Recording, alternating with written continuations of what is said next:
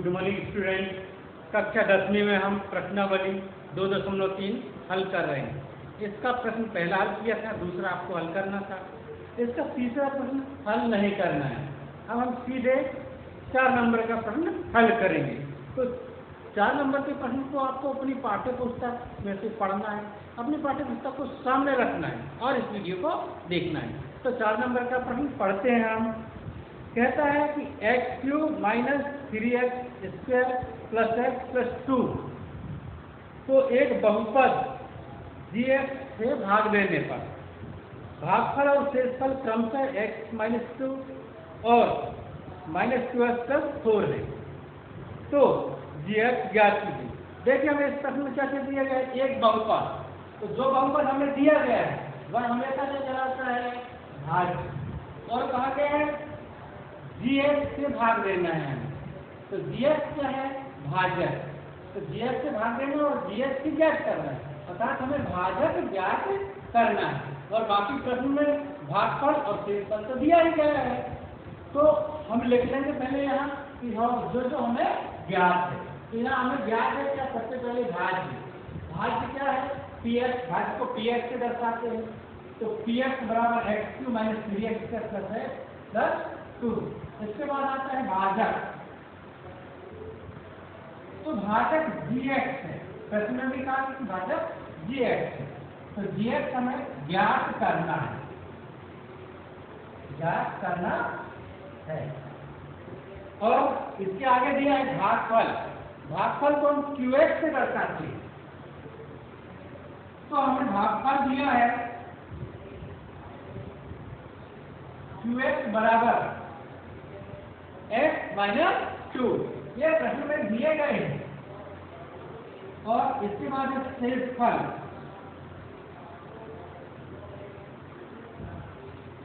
तो यहाँ शेषफल हमें दिया गया है -2x प्लस 4। शेषफल को हम rx से दर्शाते हैं। rx बराबर -2x प्लस 4। इतनी चीजें हमें दी गई। अब हमें ये जब 3 चीजें दी गई, चौथी चीज ज्ञात करना, चौथा मान ज्ञात करना है हमें। तो हम एक यूक्लिड विभाजन प्रमेय का उपयोग करेंगे।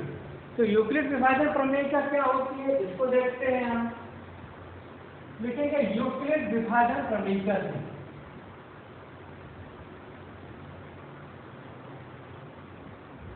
यूक्लिड विभाजन प्रमेय से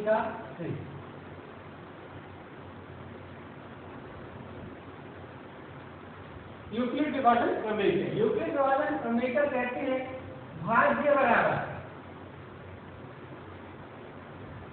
भाजक गुणे भागफल धन शेषफल।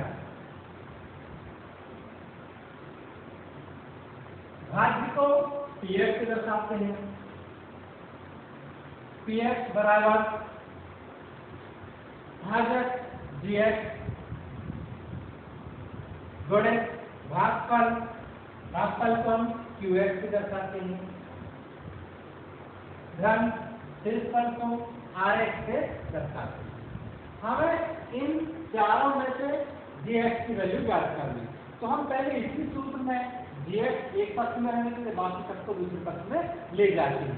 तो देखिए यदि हम gx वाला पद यही रहे तो पहले rx को इस पक्ष में ले जाएंगे। क्या हो जाएगा, px माइनस rx बराबर gx गुणे qx। और आगे देखिए, अब हमें gx यही रहने का qx को यहाँ लाएंगे। क्योंकि qx इसके साथ गुणित में यहाँ आएगा तो भाग में चला जाएगा। ठीक, ये यहाँ प्लस में था इसलिए इसका माइनस में आ।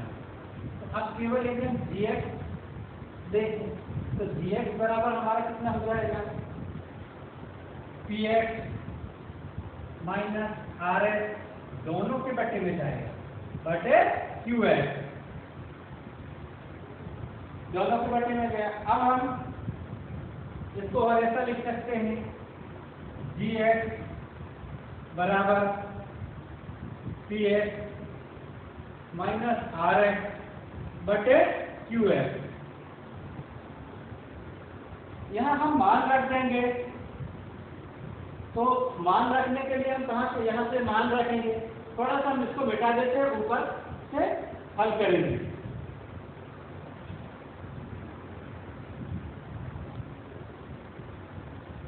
यहाँ इसे हमने नहीं मिटाया क्योंकि इससे देखकर हमें मान रखना है।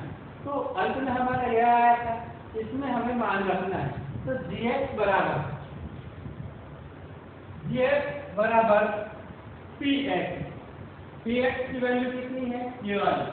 क्रम से अपनी पाठ्य पुस्तक में से भी देखकर रख सकते हैं। x³ minus 3x² plus x plus 2। x³ minus 3x² plus x plus 2। इसके आगे है माइनस, चिन्हों का विशेष ध्यान रखना है। यहाँ माइनस है तो माइनस में लगाया। फिर अगला स्टेप क्या है, rx में हमारा माइनस 2x प्लस 4। क्योंकि यहाँ पहले माइनस लगाया इसलिए इसको ब्रैकेट में लिखेंगे। और जब घटाते साथ भी यहाँ रख कर आएगा तो यहाँ ब्रैकेट लगाकर ही लिखा जाता है। तो इसको लिखेंगे माइनस 2x प्लस 4 2x धन 4। ये बटे है qx। qx की वैल्यू कितनी है, x माइनस 2। चलिए अगले स्टेप में हम इसका ब्रैकेट ओपन कर लेंगे। तो इसका सेम रहेगा x³ minus 3x² plus x plus 2। अब जब ये माइनस का गुणा होगा, इस माइनस का माइनस में होगा तो कितना हो जाएगा, प्लस माइनस माइनस बराबर प्लस और 2x जो करते हैं। इस माइनस का प्लस होगा तो प्लस और माइनस का मल्टीपल होने पर माइनस आता है, 4 हो जाएगा अपॉन x माइनस 2। यहाँ बढ़ गया x में 2। अब हम इसे फिर से व्यवस्थित कर लेते हैं हाथों के रूप में। x की घात 3 है तो x की घात 3 वाला कोई नहीं, तो x की घात 3 एक बार क्या आएगा। 3x² x² वाला और कुछ पद नहीं है तो ये जीवन पर क्यों आएगा। x वाला पद एक और है जी, x और 2x, तो इनके हमेशा गुणांक जोड़ते हैं। सेम घात वालों के गुणांक जोड़ेंगे। तो यहाँ कितना है, यहाँ गुणांक कितनी, तो 1, यहाँ गुणांक 2, तो दोनों धनात्मक इसलिए तो 2 और 1 3, दोनों धनात्मक इसलिए जोड़ जाएंगे तो 3x आएगा। अब अगले स्टेप में ये अचर पद, ये अचर पद, अचर पद में केवल अंक पद जोड़ेंगे। अचर पद में यहाँ ऋण 4 है और धन का 2, तो ऋण 4 में से धन 2 घटेगा तो आएगा कितना, ऋण 2 घट जाएगा और बड़ी संख्या का चिन्ह आता है। यहाँ नीचे है x माइनस 2, ये आ गया हमारा gx। हमारा gx इतना आ गया। अब हमें यहाँ ये जो राशि है बहुपद है, ये बहुपद से बहुपद का भाग देना, बटे में अर्थात इसमें हमें भाग देना है। भाग कैसे देना, जैसे हमने पहले प्रश्न में भाग दिया था। तो चलो इसको भाग देते हैं। इसको थोड़ा सा मिटा करके हम व्यवस्थित लिख लेते हैं, उसके बाद भाग देते हैं। इसे आप पहले स्क्रीनशॉट लेकर के नोट कर लेंगे और क्रम से लिखना है आपको। यहाँ भाग देंगे हम, तो हम एक बार मिटाकर इसे क्रम से लिख लेते हैं। चलिए इसे लिखते हैं। तो देखिए ये जो है भाज्य है और ये भाजक है, तो भाज्य को हम ऐसे लिखेंगे, इस प्रकार की चिन्ह बना लेंगे। यहाँ लिखेंगे x³ minus 3x² plus 3x minus 2 और यहाँ x माइनस 2 लिखेंगे। ये जो है भाजक है, इसे यहाँ लिखेंगे। इसे मिटाकर अब भाग अच्छी तरह से देखते हैं। भाग देने के लिए वही साधारण विधि जैसे हमने प्रश्न पहले में किया था। तो इसको भाग देने का तरीका यह होता है कि हम इसका पहला स्टेप देखते हैं और इसका पहला स्टेप, पहला पद और पहला हम ये भाजक के पहले पद को इसके पहले पद से बराबर लाने का प्रयास करते हैं, बराबर लाते हैं। तो यहाँ क्योंकि x और यहाँ x घात 3 है, तो x घात 3 लाने के लिए किसका गुणा करें, जिसका गुणा करते हैं यहाँ लिखते हैं भागफल में। तो x घात 2 और कम रहेगा, x घात 3, तो यहाँ x घात 2 से गुणा करेंगे। और जो यहाँ लिखते हैं उसका बड़े पूरे में करके इसके नीचे लिखते हैं। तो x का 2 का गुणा इधर पूरे में करेंगे, x का 2 का गुणा इसमें करेंगे तो x का 3 आएगा। पहला स्टेप हमें बराबर करना ही होता है। अब ऋण आएगा, ऋण गुणे धन, x का 2 का 2 में पढ़ेंगे तो 2x स्क्वायर आ जाएगा। ठीक। हाँ, और एक बात और ध्यान रखना है कि सबसे पहले प्रश्न में देख लेना कि ये पूरी घाट की घात में है या नहीं, कोई घाट छूट तो नहीं है। यदि छूट रही है तो उसकी घात दूसरे गुणांक को शून्य की घात नहीं, लेकिन यहाँ 3 घात 2 घात 1 घात सबसे घात है। ठीक है, तो इसमें हमने किसी प्रकार से बदलाव नहीं किया। x का 3 ऋण 2x। अब घटाने के लिए थोड़ी सी जगह छोड़ते हैं और इसे चिन्ह बदलते हैं, तो ये सब चिन्ह धन से हो जाएगा ऋण, इसका चिन्ह ऋण से हो जाएगा धन। अब इनके चिन्ह ये माने जाएंगे, ये वाले नहीं। तो यहाँ धन x3 या ऋण x3 घट जाएगा तो शून्य आ जाएगा। ठीक। यहाँ ऋण 3x² और यहाँ धन 2x, तो ऋण 3 और धन 2 कितना आएगा? ऋण 3 और धन के 2 घटेंगे, एक धनात्मक एक ऋणात्मक है, घटेगा और फिर बड़ी संख्या ऋण 3 में 2 के 1 और फिर ऋणात्मक आ जाएगा, तो यहाँ आ जाएगा ऋण 1 नहीं लिखती x के, क्योंकि अक्षर है सर, यह अक्षर है इसलिए चर के साथ कोई भी 1 नहीं लिखा जाता। तो x जो घात होती है उसे लिख दिया, फिर अगले दोनों पद उतार देते हैं 3x ऋण। अब फिर प्रोसेस क्या होती है, इसको छोड़ देंगे इसमें, तो इसके बाद जहाँ से चर स्टार्ट होती है इसमें जो पहला पद होता है उसका जो चिन्ह होता है वही चिन्ह यहाँ आएगा। देखिए यहाँ धनात्मक था तो यहाँ भी धनात्मक था, लेकिन यहाँ ऋणात्मक हो तो यहाँ भी ऋणात्मक था, तो यहाँ ऋणात्मक है इसलिए यहाँ भी ऋणात्मक आ जाए। हर बार भाग दिशा में यह ध्यान रखना है, यहाँ ऋण है तो यहाँ भी ऋण आएगा। अब हमें फिर से वह प्रयास करना है, इस x को भाजक के x को इसके बराबर करना है। यहाँ 1x यानी x की घात 1, यहाँ x की घात 2, गुणांक कुछ नहीं, तो हमें x की घात 2 लाना है। तो इस x में कितने का गुणा करें? केवल 1x का, एक घात और कम रहेंगे, 1x का कम। इस x को लिखने के बाद पूरे का गुणा करके इसके नीचे लेंगे, इस x का गुणा यहाँ करेंगे तो कितना हो जाएगा? सबसे पहले तो ऋण गुणे धन, ऋण x गुणे x², फिर ऋण गुणे ऋण धन x गुणे 2x,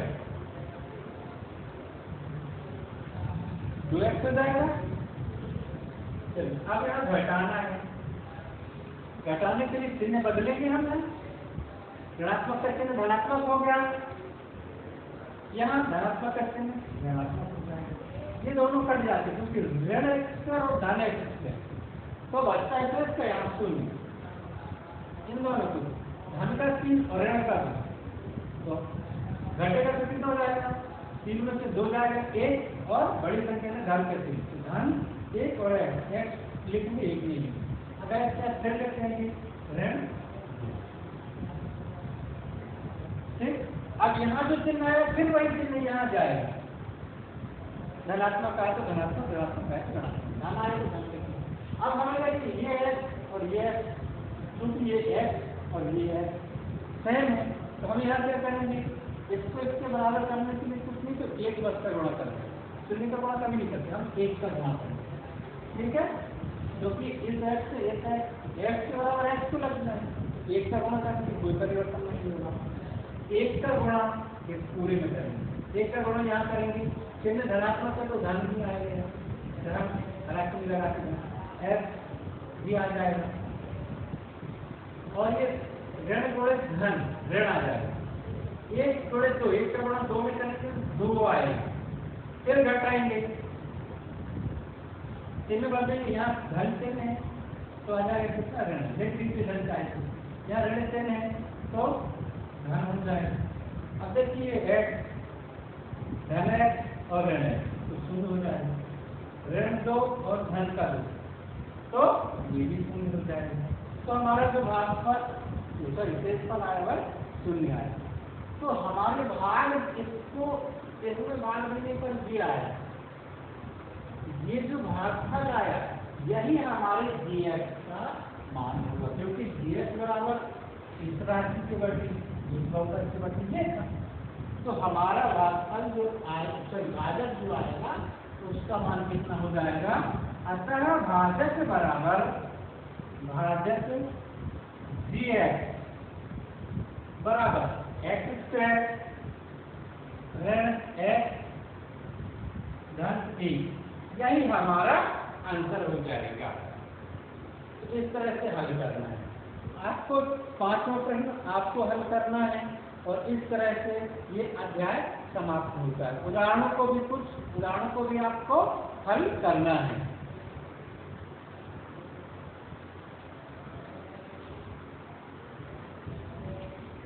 जिस तरह से वीडियो में समझाया गया है क्रम बाय क्रम, उसी तरह से आपको अपनी कॉपी में भी नोट करना है, क्रम से ही नोट करना है।